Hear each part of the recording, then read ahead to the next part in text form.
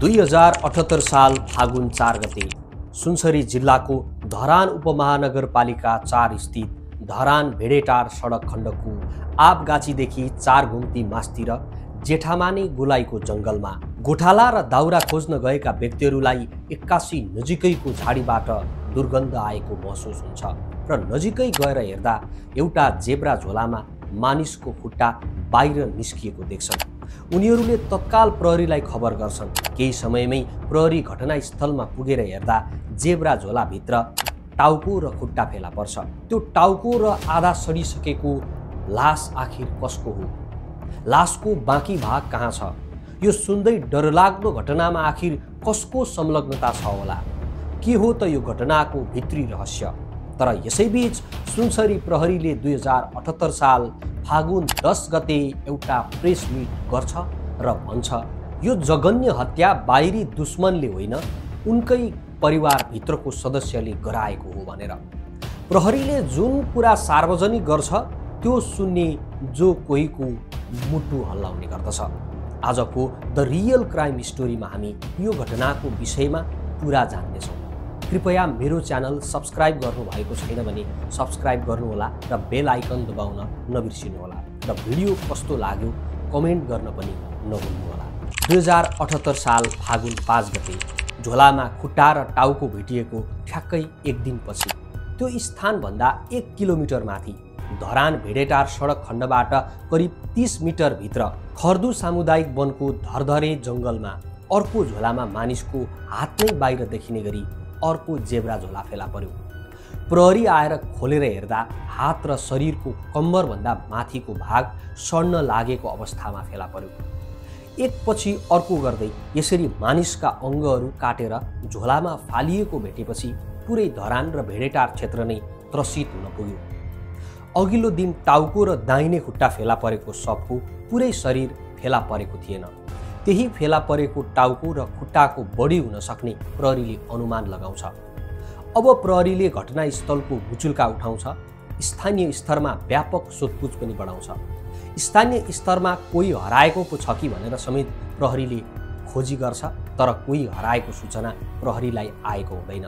प्रहरीले उक्त लासको आधा भाग अघिल्लो दिनमा नै पोस्टमार्टममा पठाए तापनि बाँकी भाग नभेटिएपछि पोस्टमार्टम अगाडि नबढाउन आग्रह गरेको थियो।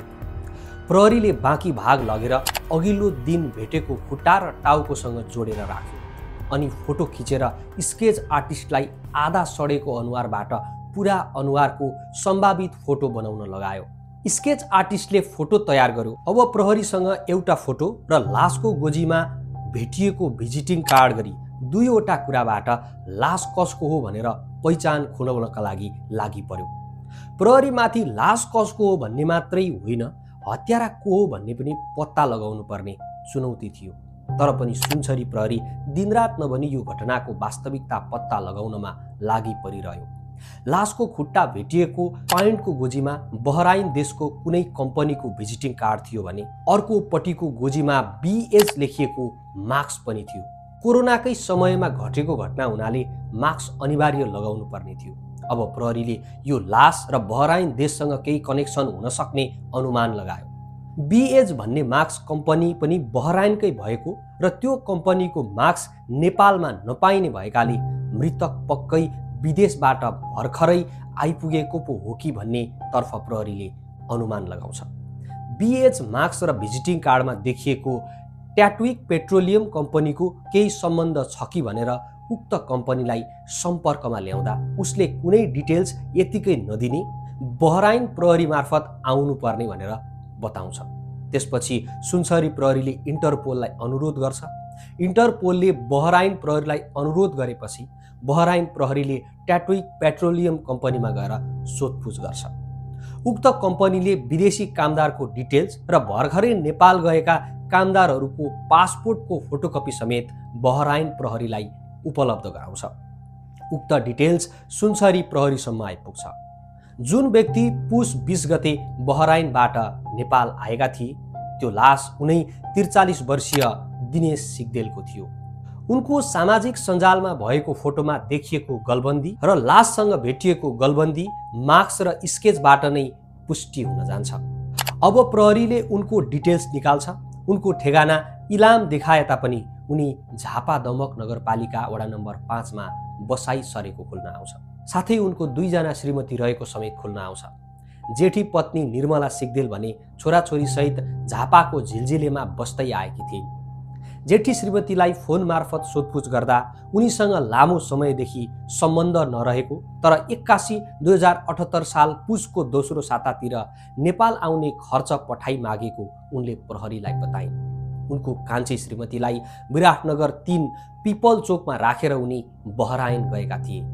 अब प्रहरीले दिनेशको कान्छी श्रीमती 30 वर्षीय अनिता केसीको खोजी गर्छ र उनलाई भेटेर सोधपुछ सुरु गर्छ। उनी प्रहरीलाई देखेपछि हच्किएको साथै बयानमा पनि कहिले एउटा कहिले अर्को कुरा गरेपछि प्रहरीलाई शङ्का लाग्न थाल्छ। दिनेशको जेठी श्रीमतीले पनि उनै अनिता केसी माथि नै शङ्का गरेकी थिइन् र प्रहरीलाई पनि उनको व्यवहारमाथि अब शङ्का लाग्यो र उनलाई नियन्त्रणमा लिएर कडाइका साथ सोधपुछ गर्न सुरु गरियो। उनले आफूलाई यो घटनाको विषयमा थाहा नभएको बताइरहे। प्रहरीले उनको मोबाइल जफत गर्यो र कल डिटेल्स निकाल्यो, जहाँ उनी पटक पटक विराटनगर महानगरपालिका वडा नम्बर 4 इक्राईका 29 वर्षीय सरोज भण्डारीसँग कुराकानी गरिरहेको थाहा पाइयो। प्रहरीले सरोजलाई पनि पक्राउ गर्छ र दुवैजनालाई कडा दबावका साथ सोधपुछ गरेपछि अन्ततः उनीहरूले यो घटनामा आफूहरूले गराएको बयान दिन्छन्। उनीहरूले दिएको बयान सुनेर प्रहरी नै चकित परेको थियो। दर्शकवृन्द, उनीहरूले प्रहरीलाई दिएको बयान अनुसार बहराइन गएको 10 महिनापछि कान्छी श्रीमती अनिता कोही पुरुषसँग लागेको शङ्का लागेपछि स्वास्थ्यमा खराबी आएको भनी छुट्टी मागेर 2078 साल पुस 20 गते नेपाल आएका थिए। काठमाडौँ आएको भोलिपल्ट विराटनगर आएपछि कान्छी पत्नीसँग उनको भेट भएको थियो।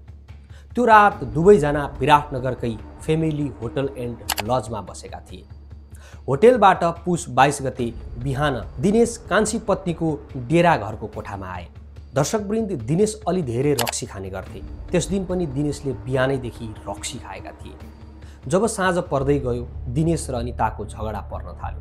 शङ्का लागेर फर्केर आएको भनेर दिनेशले बताएपछि अब अन्तिममा दिनेशको हत्या नै गर्नुपर्ने योजना अनिताले बनाउन थाली।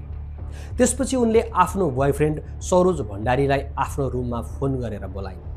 सरोज अनिताको रुममा आए र सरोज आउँदा समेत दिनेश रक्सीले पुरा मातेको अवस्थामा अनितासँग झगडा गरेर बसिरहेका थिए। सरोजले कोठामै गलबन्दीले घाँटी कसेर दिनेशको हत्या गरेका थिए। विदेशबाट आएर भेट भएको भोलिपल्टै अनिताले आफ्नो प्रेमीसँग मिलेर पति दिनेशको हत्या गराएकी थिइन्। हत्या गरेपछि रातभर शव कोठामै राखी सरोज आफ्नो घरतिर लागे भने अनिता बाहिर होटलमा बस्न गइन्। भोलिपल्ट अर्थात् पुस 23 गते बजारमा मासु काट्न प्रयोग हुने खुकुरी र आल्मुनियम एन्ड रड काट्न प्रयोग गरिने ग्राइन्डर मेसिन किनेर आफ्नै श्रीमानको लासलाई टुक्रा टुक्रा बनाएपछि टाउको र खुट्टाको भाग जेब्रा झोलामा प्याक गर्दै टेम्पोमा राखी धरानको जङ्गलमा पुर्याएर फाल्छन्। दर्शकवृन्द, उनीहरूले यो लास नगनाओस् भनेर रुम फ्रेसरको प्रयोग गरेको समेत पाइएको थियो। कोठामै छाडिएको शरीरको अरू भाग भोलिपल्ट त्यसै गरी अर्को झोलामा हालेर फालेका थिए। टाउको र हातको भाग धरानको जङ्गलमा व्यवस्थापन गरेपछि अनिता र सरोज धनकुटाको भेडेटार गएर एक रात रोमान्स गरेर बसेका थिए। उनीहरू भेडेटारबाट भोलिपल्ट अर्थात् 2078 साल पुस 24 गते विराटनगर फर्किएका थिए। भेडेटारबाट फर्किएपछि उनीहरूले कोठामै छाडेको शरीरको अरू भाग लगेर त्यही जङ्गलमा फेरि गएका थिए। पति विदेशमा भएको बेला सरोजसँग अनिताको प्रेम भएको थियो।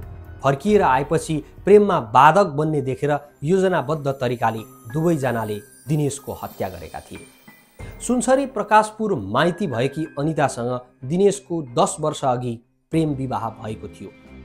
कान्छी पत्नीतर्फ दिनेशकी 7 वर्षकी छोरी समेत छन्। अनितासँग प्रेममा परेका सरोजको पनि पत्नीसँग घरबार बिग्रिएको रहेछ। प्रहरीका अनुसार पत्नीसँग सम्बन्ध विच्छेदको प्रक्रियामा रहेका उनी अनितासँग 2078 सालको दशैंदेखि नियमित जस्तो बस्न थालेका थिए। अनिताले भने सरोजसँगको प्रेम सम्बन्ध थाहा पाएपछि दिनेशले मदिरा सेवन गरेर आफूमाथि कुटपिट गरेको कारण हत्या गरेको प्रहरीलाई बयानको क्रममा बताए। इलामको बाँझो घर भएका दिनेश केही समय अघि परिवारसहित दमक बसाई सरेका थिए। प्रहरीका अनुसार 22 वर्ष अघि बिहे गरेकी जेठी पत्नी निर्मला सिग्देल भने छोराछोरीसहित झापाको झिलझिलेमा बस्दै आएकी थिइन्। जेठी पत्नीतर्फ दिनेशका 2 छोरा र 2 छोरी रहेका छन्। विदेशबाट फर्किएपछि जेठी श्रीमतीसँग फोनमा सम्पर्क भएको तर भेट भने हुन पाएको थिएन। चुनौती बनेर आएको घटनालाई निष्कर्षमा पुर्याउन सक्नु प्रहरीका लागि ठूलो उपलब्धि हो। गलत सम्बन्धमा रहेका परपुरुषसँग मिलेर कान्छी पत्नीले वैदेशिक रोजगारबाट फर्किएका पुरुषको हत्या गरेको, त्यो पनि यति डरलाग्दो योजनासहित।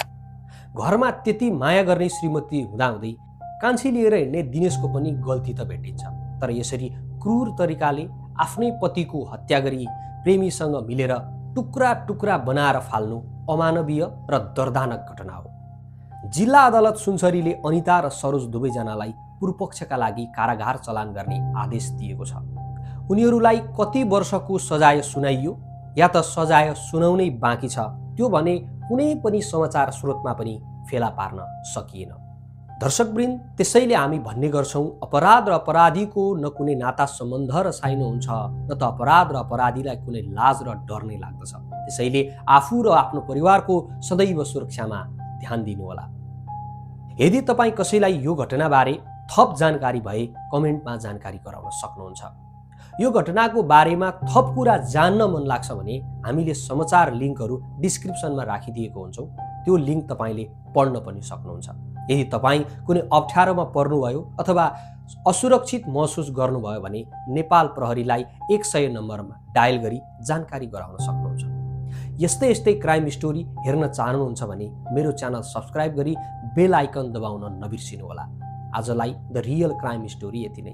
अर्को हप्ता यस्तै डरलाग्दो क्राइम स्टोरी लिएर आउने बाचा गर्दै म प्रस्तोता आशिष ठकुरी बिदा माग्छु। हस्त नमस्कार। जय नेपाल।